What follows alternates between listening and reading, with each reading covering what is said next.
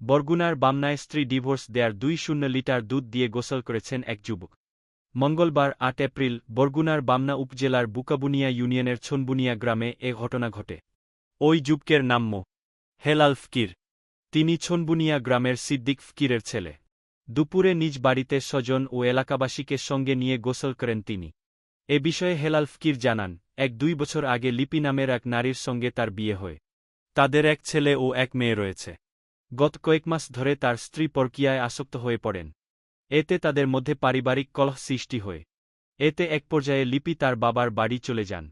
তিনি আরও জানান, এরপর ১ মাস আগে লিপি কাজীর মাধ্যমে ডিভোর্স লেটার পাঠান, যা তিনি গতকাল হাতে পেয়েছেন। এতে তিনি খুশি হয়ে স্ত্রীর পরকীয়ায় পাপ মোচন করতে দুধ দিয়ে গোসল করেছেন।